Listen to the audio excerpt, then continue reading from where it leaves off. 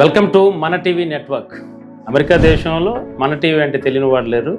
ఎంతో అన్ని 50 రాష్ట్రాల్లో తెలుగు వాళ్ళు ఉన్న ప్రతి రాష్ట్రంలో మన టీవీ మొత్తం అందరికీ సుపరిచితం. ఎందుకంటే చాలా అసోసియేషన్ల ద్వారా ఎంతోమందికి లైవ్లు కానీ ఇంటర్వ్యూలు కానీ అలాగే చాలా అవేర్నెస్ కార్యక్రమాలు కానీ మన టీవీ నుంచి టెలికాస్ట్ అయిన సంగతి అందరికీ తెలిసిందే.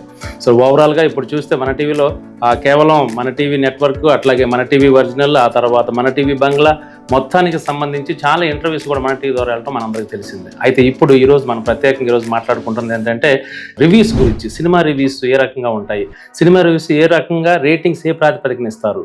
ఆ రేటింగ్స్ అంటే సహజంగా వాళ్ళకి సంబంధించి వాళ్ళు ఏదన్నా హీరో బేస్డా, లేకపోతే ప్రాంతం బేస్డా, ఆ తర్వాత క్యాస్ట్ బేస్డా, ఏ రకంగా రేటింగ్స్ ఇస్తారు. అందుకే మనం రేటింగ్స్ ఎప్పుడు దూరంగానే ఉంటాం. రేటింగ్స్ కాకుండా సినిమాకి సంబంధించి ఆ సినిమాలో ఉన్న 24 క్రాఫ్ట్స్లోకి సంబంధించి విశ్లేషణ, ఆ తర్వాత డైరెక్టర్ ఒక సినిమా గురించి ఏం చెప్పాలనుకున్నారు, ఏం చెప్పారు, ఏం చెప్పలేకపోయారు, అది విశ్లేషణ. దానికి సంబంధించి ఈ వారం రిలీజ్ అయిన సినిమాల్లో 2 సినిమాలు మనకున్నాయి.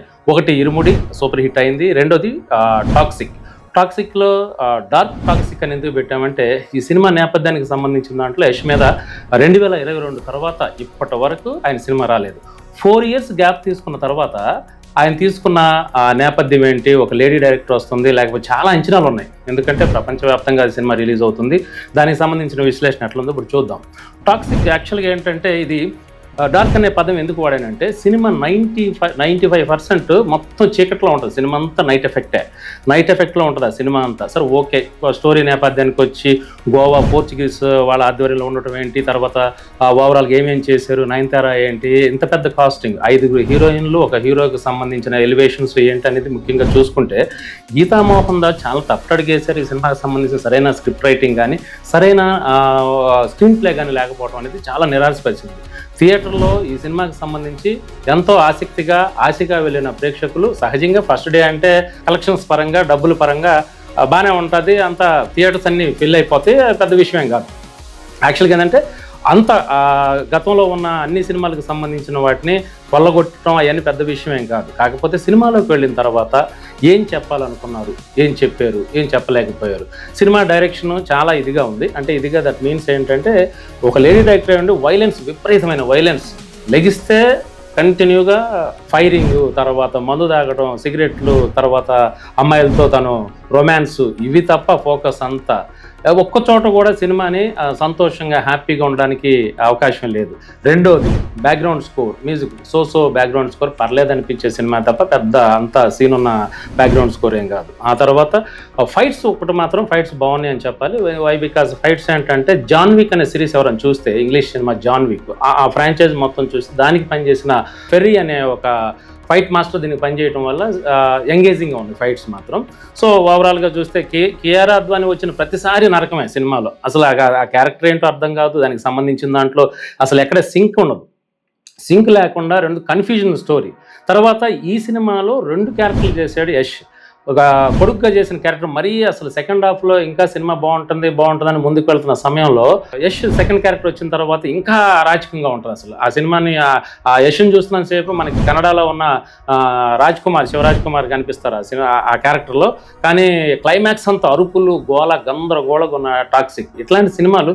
అందుకే యష్ ఒక మాట చెప్పాడు, సినిమా అనేది జీవితం కాదు, సినిమా ఒక ఎంటర్టైన్మెంట్ మాత్రమే, అదేమి పెద్ద అదే జీవితం లాగా యూత్ అంతా ఉండొద్దని చెప్పి మొన్న ఫంక్షన్లో, మల్లారెడ్డి ఫంక్షన్లో జరిగినప్పుడు ఆయన చెప్పడం జరిగింది. దట్ మీన్స్ ఏంటంటే యూత్కి కూడా వాళ్ళు సినిమా స్టార్ట్ చేసుకొని కొబ్బరికాయ కొట్టి గుమ్మడికాయ కొట్టేంతవరకు మీ గోలంటే అర్థం కాదు. యూత్ ఎందుకంటే ఉపయోగపడేదానికి ఇంత నాలెడ్జ్ ఉన్న మీరు ఉపయోగపడేదానికి కానీ అంత టైం పెడితే దేశం ఇంకా ముందుకెళ్ళడానికి బాగుంటుంది. అది జెన్జీ అనే సిచ్యువేషన్లో చాలామందికి చెప్పారు కాబట్టి వాళ్ళు ఉపయోగించాల్సిన తీరులో ఉండాలి.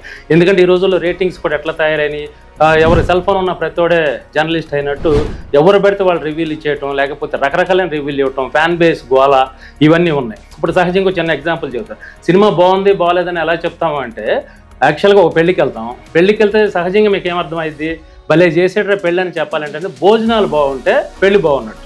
సహజంగా వీడు 3 రోజులు పెళ్ళ, 5 రోజులు పెళ్ళి చూడడు. లేకపోతే పంతులు గారు చదివిన వేద మంత్రాలు పద్ధతిగా చదివాడా, లేకపోతే జీలకర్ర బెల్లం కరెక్ట్గా ఉందా, లేకపోతే అని ఆ పెళ్లి చూడ్డా. అసలు వీడు భోజనాలకల్లా ఐటమ్స్ని బట్టి ఏం చేసేట పెళ్ళి అంటాడు. సినిమా కూడా అంతే, అన్ని కళ్ళగలిపిన చక్కటి. ఇప్పుడు ఇరుముడి తీసుకుందాం. ఇరుముడి విషయానికి వస్తే ఇరుముడిలో ప్రతిదీ స్క్రీన్ ప్లే కావచ్చు, డైరెక్షన్ కావచ్చు, జాగ్రత్తగా డివోషనల్ టచ్ ఇచ్చుకుంటూ రవితేజ చాలా రోజుల తర్వాత రవితేజ సినిమాలు అన్నింటిలో యాక్చువల్గా ఈ సినిమానే బెటర్ సినిమా. రెండవది ఇది మలయాళం తమిళ్ కాన్సెప్ట్ వైజ్గా ఈ సినిమాని తెలుగులో తీసుకురావటం. మనకి ఈ మధ్య నేపథ్యం ఎట్లాగా పెర్ఫార్మెన్స్ ఓరియంటెడ్ ఎన్నుకుంటున్నారు మన వాళ్ళంతా, అట్లాగా ఉండాలి సినిమాని. రెండవది నేను చెప్పాలనుకుంటుంది ఏంటంటే దీంట్లో యాక్చువల్గా ఏంటి సినిమాలు సింగిల్ స్క్రీన్ సినిమాలు, ఇది డార్క్ సినిమా కదా. ఇప్పుడు మీడియా వాళ్ళందరూ ఎలా రివ్యూ ఇస్తున్నారు, మీరు ఐమాక్స్లో చూసేసి ఎంత క్లారిటీగా చూడగలుగుతున్నారు. కానీ సింగిల్ స్క్రీన్ చూస్తే మీరు కొన్ని ప్రాంతాల్లో బీసీ సెంటర్లో చూస్తే ఇంతవరకు స్క్రీన్లు మార్చలేదు. అక్కడ దాకా ఎందుకు నడిబొడ్డున ఉన్న హైదరాబాద్ నడిబొడ్డులో ఉన్న శశికళ థియేటర్కి వెళ్ళండి, ఈడియేటర్ దగ్గర నుంచి 23 వరకు అదే స్క్రీన్ నల్లగా చూపిస్తుంటారు. దాన్ని బట్టి కూడా రివ్యూలు ఇస్తారు. అది గుర్తుపెట్టుకోవాలి. సినిమా ఏంటంటే సరైన సౌండ్ ఎఫెక్ట్ రాకపోవటం, సరైన క్లారిటీ లేకపోవటం, ఇన్ని సిచ్యువేషన్లో సినిమాని అంచనా వేయగలగాలి. ప్రతి విషయంలో సినిమాని ముందుకు వెళ్ళడానికి సినిమాని బతికించాలా లేకపోతే సినిమాని ప్రేమించాలా, నిర్మాత బతకాలా? అసలు శుక్రవారం సినిమా ఎందుకు రిలీజ్ చేస్తారండి? మీకు డబ్బులు రావాలని, లక్ష్మీదేవి కాబట్టి శుక్రవారం మీకు రావాలని చేస్తారు. మరి మీ అభిమానులకి శుక్రవారం కాదా? వాళ్ళ జేబుల్లో డబ్బులు పోవచ్చా? వాళ్ళకి శుక్రవారం కాదా? వాళ్ళకి లక్ష్మీ వారం కదా? సో ఇన్ని ఈక్వేషన్స్ ఉంటాయి. మా నిర్మాత బతకాలంటాడు, మా ప్రేక్షకులు బతకాలనేది కూడా ఉండాలి కదా. ఇన్ని రకాలైన సిచ్యువేషన్లో విశ్లేషణ చేసేటప్పుడు ఏదైనా సరే చాలా జాగ్రత్తగా ఆలోచించి ముందుకెళ్ళడానికి అవకాశం ఉంటుంది. ప్రతి విషయంలో కూడా ఎస్పెషల్లీ టాక్సిక్ విషయానికి వస్తే ఇట్లాంటి సినిమాలు అందుకే చెప్పేది బీభత్సమైన 4 సంవత్సరాలు దాని మీద ఒకటే ట్రెండింగ్ ఒక్కో గంటలో 2 గంటలో తేలిపోయింది సినిమా, అంతే కదా. సో దట్స్ వై సినిమాని సినిమాలుగా చూడాలి.